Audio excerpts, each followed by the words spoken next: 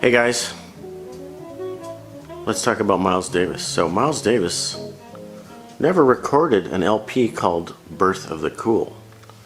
Well, Blue Note Records, they never recorded an album called Birth of the Cool. Capitol Records released a record called Birth of the Cool in 1957.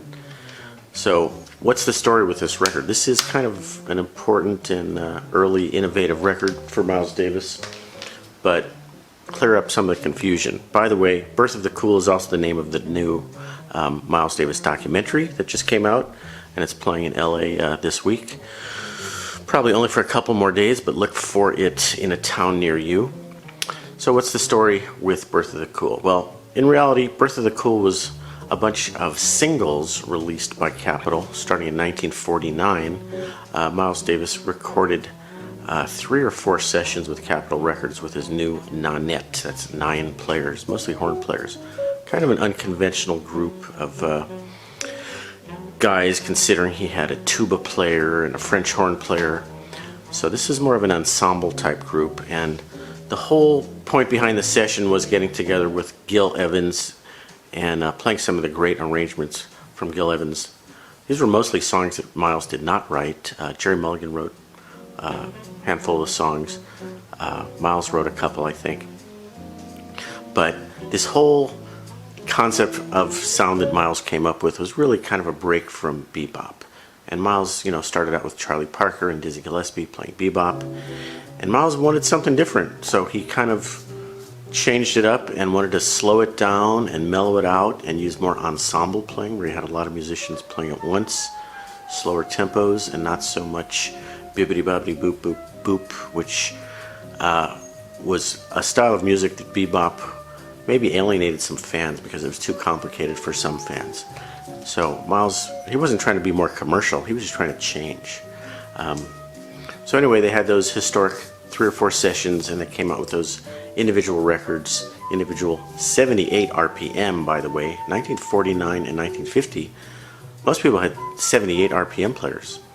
So the surprises when these records came out, they were individually released as 78s. The surprise was critics didn't love these records, and they didn't sell well. I have some of the critics' notices here. I found a website called Jazz West Coast Research, and a guy named James Herod. Reprints that you did of all the original notices that came out from critics. So let's see, August of 1949, the first single, Move and Budo. Where's it, Budo? Bud Powell, I think. Downbeat Magazine gave Budo 2 stars out of 4 and Move 3 stars out of 4. Miles's chorus on Budo is spotty, not a great review. And a magazine called Metronome gave the 2 sides a B and a B minus. Budo doesn't come across that well. It's alright. Let's see, what else? Then another record came out with Jeru and Godchild, 2 sides. Metronome Records gave it both sides a B minus. Miles plays okay here, but we're disappointed in this second effort for a major label. This is Capitol Records, and they're putting out records from this wonderkin Miles Davis, who's supposed to be the greatest thing ever, and they're a little bit disappointed by it. What else? Oh, 1949, Boplicity and Israel. Boplicity is my favorite tune from this session, by the way. What kind of ratings did it get? Metronome Magazine, Boplicity only got a B, and Israel got a B+. Less interesting solos on this one by Jerry Mulligan and Miles.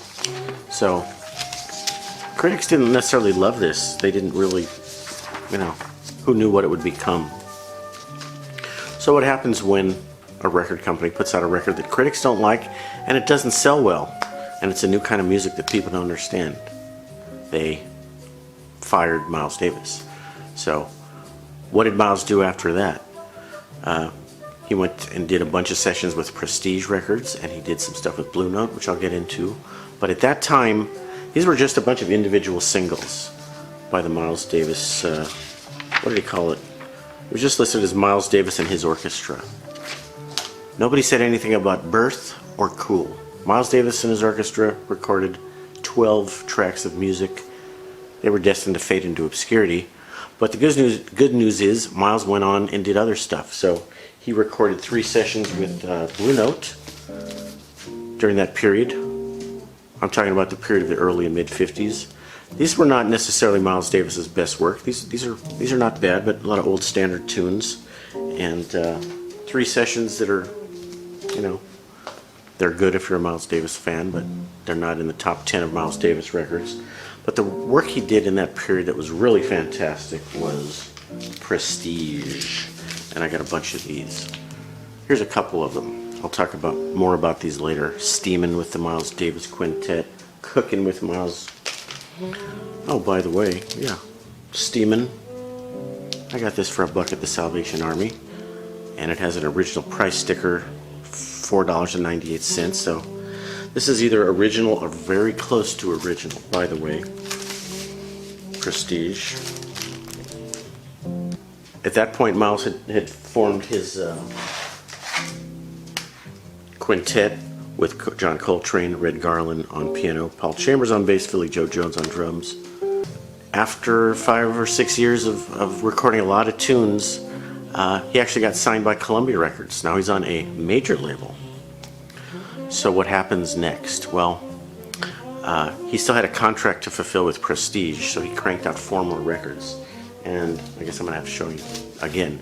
These are the 4 records, Cookin', Steamin', Relaxin', Walkin'. 4 records that came out as contract obligation records, which some artists do, and they aren't necessarily that good, but these are all 4 classic records. And this record was kind of the beginning or early hard bop, let's say. So now Capitol Records takes notice and says, wait a minute, this guy Miles Davis, didn't we have him on contract a while ago? And now he's signed with a major label, Columbia? Hey, do we have any Miles Davis in the back there? Do we have any Miles Davis in the vault? Yeah, we got some of these things, some stuff he did with his orchestra. Okay, let's get those out to market. Let's release them. What do you want to call them? Birth of the Cool. Birth of the Cool was a marketing name that Capitol Records was using to jump on the Miles Davis bandwagon. Oh, Columbia wants him. He must be hot stuff now. The majors didn't really care about these small jazz labels, Prestige and Blue Note and all those ones, Royal Roost or Savoy or whatever. Now that Miles is on a major label, Birth of the Cool came out in 1957. They came out with a pretty nice cover, not the greatest cover, but the name is brilliant. What if they had just called it, here's 12 old Miles Davis tracks?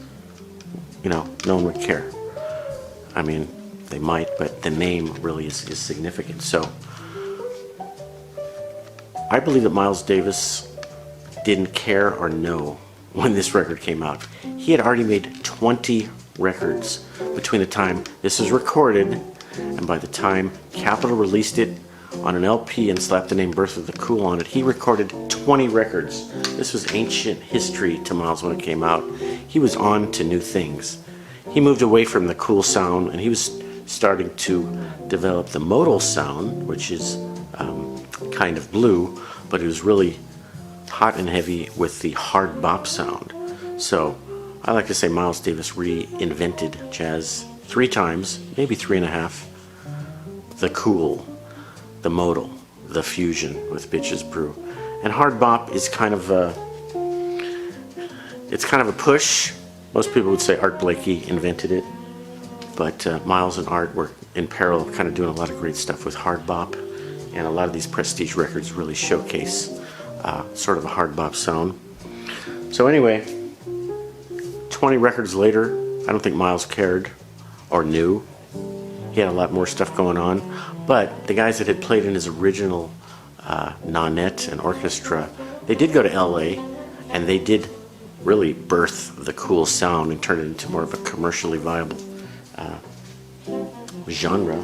Guys like Jerry Mulligan, baritone player, really the most famous baritone player in all of jazz. And can we see this guy back here? Lee Konitz, who is still alive, by the way, the only surviving member to this day in 2019. Only member who's still alive, and I don't know if he's recording now, but in the last 10 years he's probably put out some records. Great mellow, rounded, sax style of Lee Konitz. So the cool jazz sound got very big with Pacific Records and people like Jim Hall, Paul Desmond. Who am I missing? Some other guys probably. There's one name. Oh, Chet Baker. Yeah. So the cool sound, not as fast as bebop, way slower than bebop, and not quite as intense as hard bop. Just a mellower sound, a more rounded, fuller, lusher sound that West Coast jazz is known for. So Miles gave birth to the cool, and then he let Mulligan and Baker adopt it, and they ran with it, and Miles just moved on to new stuff. I'm sure, he incorporated all those sounds and everything, but Miles's thing was, I don't look back, I look forward. I don't care what happened yesterday, I'm taking what I know, and I'm moving forward. So, Miles, what did I do with that CD? Quincy Jones and Miles did a concert of the Birth of the Cool type stuff late in Miles' life, and that was one of the only times that Miles ever performed those old tunes.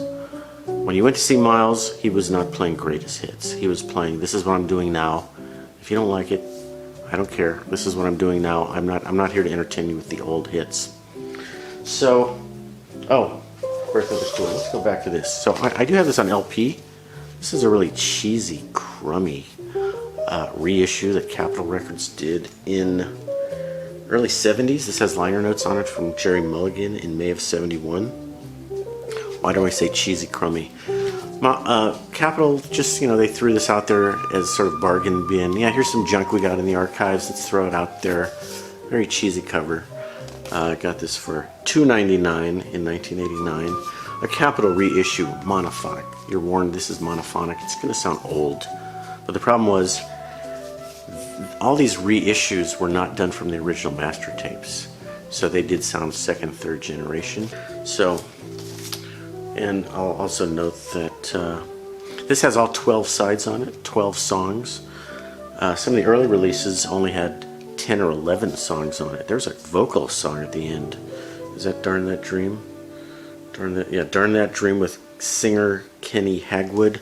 Wasn't even good enough to put out in the first couple series that Capitol released. So, just kind of a coincidence that Capitol owns Blue Note and can get the rights to this record to put out on the Blue Note Tone Poet, because back then Blue Note and Capitol had nothing to do with each other. Now they're both owned by the monstrous UMG, Universal Music Group.